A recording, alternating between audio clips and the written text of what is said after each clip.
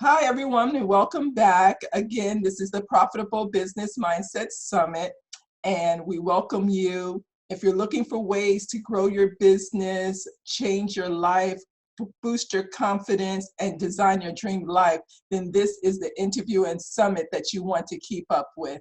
Today, we have the pleasure of having Liz Hubbard with us. Liz Hubbard is a mindset and productivity coach for entrepreneurs. She is best known for her blueprints that are holistic, that go beyond random hacks and tips that will help create a long-lasting impact on your productivity, your business life, and your quality of life. So please again welcome Liz Hubbard. Hi, Hi Liz. everyone, and thanks Cynthia. I'm so excited to be here today. Thank you for taking time to join us as well. So we'll just dive right in. So we heard a little bit about your bio. So can you please explain a little bit about yourself and your successful business? Yeah, absolutely. So I'm a coach for entrepreneurs. I'm focused mostly on productivity and mindset. So I help entrepreneurs be more productive, but also um, eliminate the limiting beliefs that are holding them back from achieving their goals. So what I do is a lot about helping you achieve goals, and so like the productivity aspect is kind of that how do you organize yourself, how do you plan your day, how do Yes, you plan your goals, and then the yes. mindset aspect is how do you eliminate the mental blocks that you have that are holding you back from getting where you want to go. So that's kind of how it fits together. And then you can just, I always say, like, then you can just flow towards your life because you've organized your goals and you know the steps to take and you have the strategy, but you've also have the mindset. So you just flow towards your goals and it should be easy, as I always say. And hopefully. And so my business, I'm a coach. So most of my income comes from one-on-one coaching, and Okay, the other half comes from, I have a couple of digital products. So I have like a course about limiting beliefs, I have a course on how to okay. start your own coaching business, I have a couple of ebooks, and then like there's the odd affiliate link here and there. So it's kind of like a good mix between like working directly with people, but Uh-huh. also having like kind of some sort of passive income, and Okay, all comes together through my blog. So most of my marketing is like I have like I have a weekly newsletter, but also a blog where I'm very active. And so okay, through that content marketing, I'm getting my coaching clients as well as my okay. customers for my courses. Okay, okay. Wow, that sounds good. So, have you always been a coach? Were you doing something before you made the transition to being an entrepreneur, or have you always been an entrepreneur? No, I would say yes and no. So I studied business, and I was Uh-huh. always like naturally drawn to entrepreneurship. However, I was working for startup companies before. Okay. So my early career was basically like I was in like a new company in startups, and I Uh-huh. was very high up, like managing a team, but I was not the founder myself. Okay. Okay. So this coaching business is my, like, I started it like a couple of years ago. It's my first real business that I Wow. own myself. Yeah. Wow. Okay. So then how did you transition? Because I heard before you mentioned like the goal setting and the mindset. So how did you transition from working from someone to doing your own business, and not only doing it, you said you have clients, you have digital products, all of those things, sorry, takes, time and effort. And I believe it takes some type of thing, deep down inside of you that is pushing you so that when things are not going so great, you're able to push through.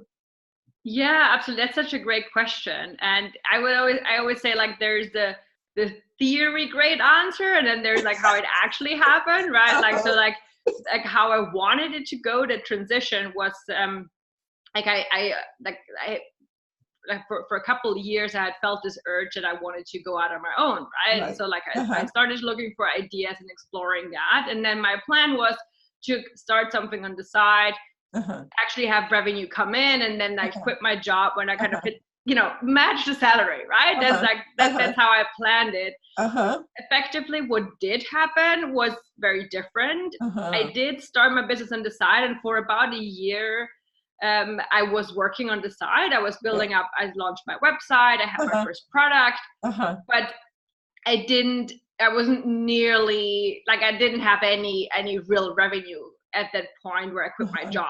But it was at some point when I quit, it was just like, I just couldn't do it anymore. Yeah. And it's also starting your own business on the side while you have, and I had a very high, like, fast-paced job. It's just like, it's very hard to keep that up for a very long time. And so for me, it's someone that was like, just, I have to do this, I have to take the plunge. And so I quit my job, and I was relatively young at the time, so like I was able to take that financial risk. Okay.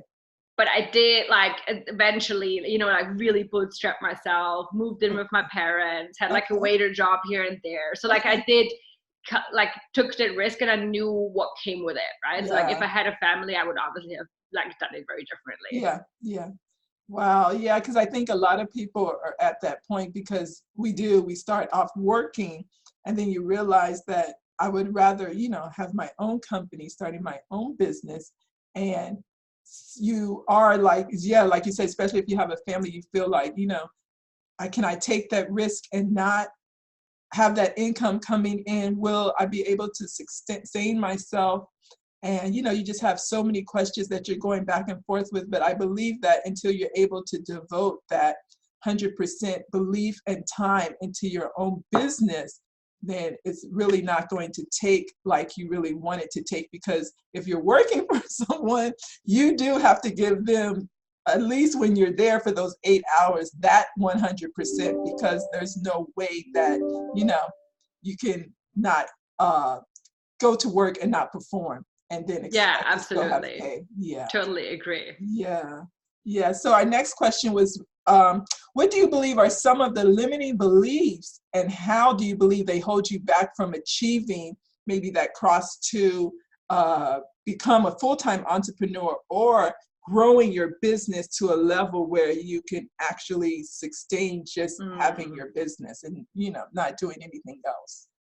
I would say there's a couple. So like, I personally, the biggest limiting belief that I had was, I'm not good enough to start my own business, right? Like, I'm not, I don't have, and this can manifest in very different ways. It could be like, you know, I didn't go to university, or I don't have a business degree. What do I know about business? Or it could be, I don't have enough experience yet, or I don't have the network I need to build a business. Like, it could manifest in different ways, but at the core, it is, I am not good enough to start my own business. So that's, I think, that's the one I had as well, and that's at the very core. And then there could be other limiting beliefs, like, for example, I don't believe I can make money doing what I love. That's a very common one as well.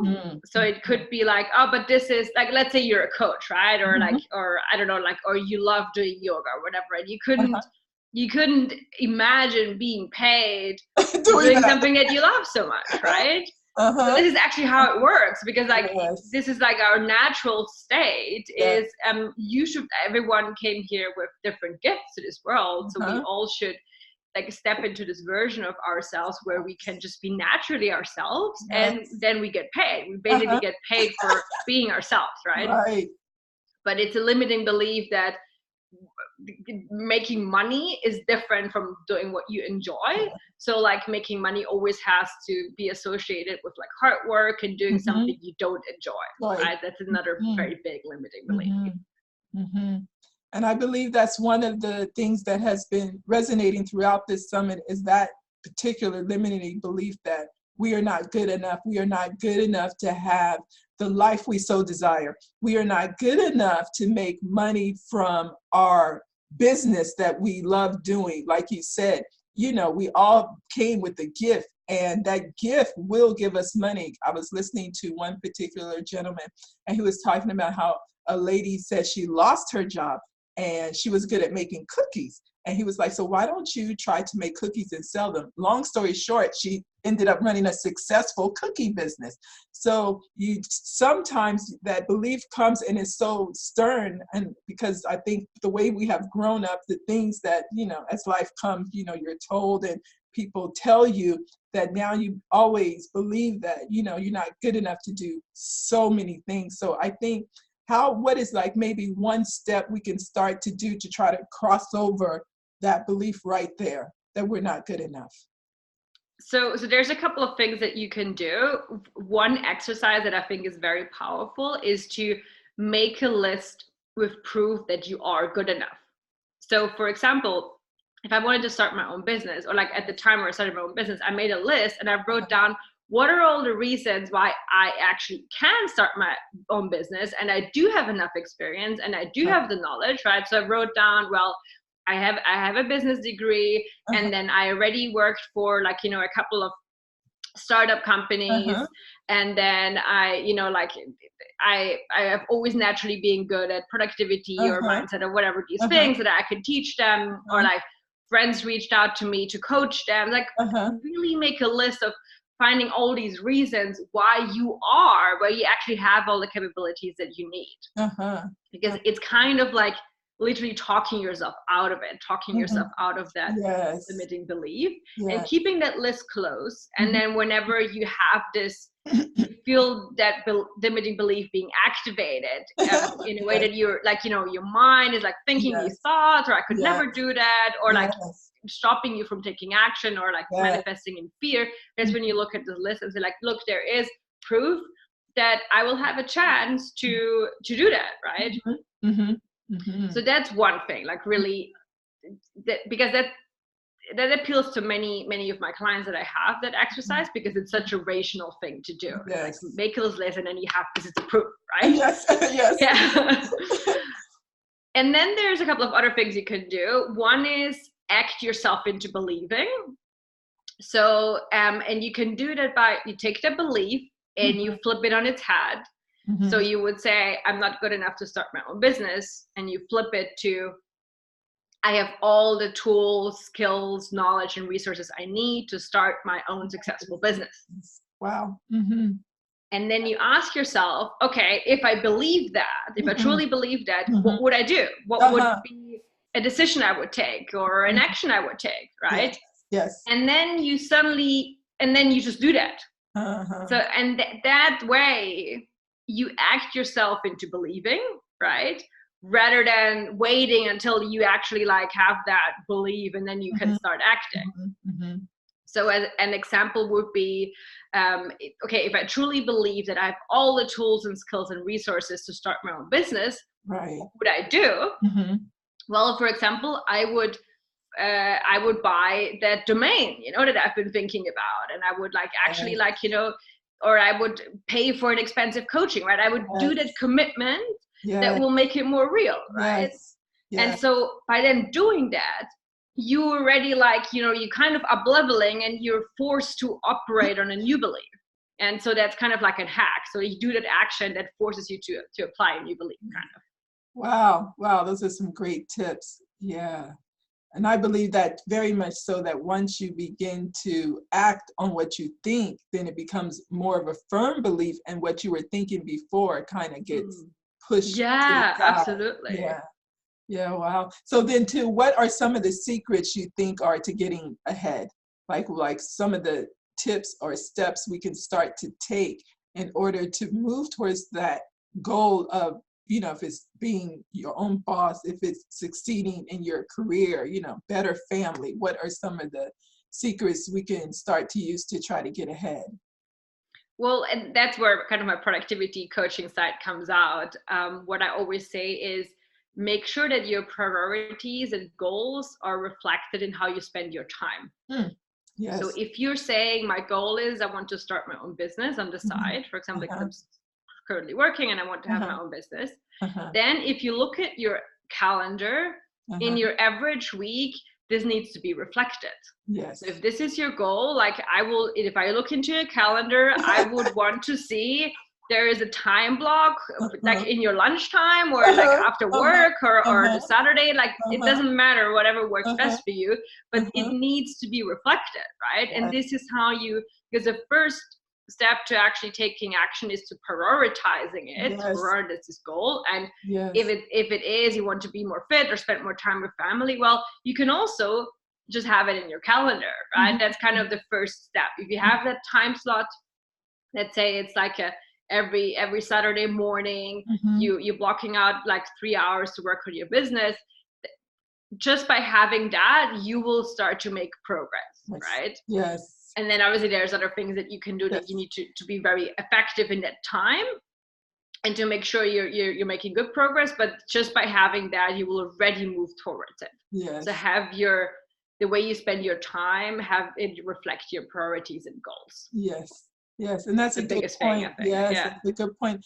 And I think that one I've heard a lot, and I've been myself been so resistant to it. And I keep asking myself, why don't you want to make time? I mean, you say you want to move to this level. You say you want to have this type of lifestyle. And then like you're saying, that simple step, that simple goal of blocking off that time to work on it. So yeah, I've actually started implementing that one so I can move towards, where you want to go. And I think that helps a lot. It helps with the way you think, like you're saying now you begin to think in the daytime, or is this something that's going to help me move towards my goal? Or if I do this activity, is it not going to help me? I had planned this time. It's an appointment with myself. Do I really want to disappoint myself? Yeah. So I think that's really, really good.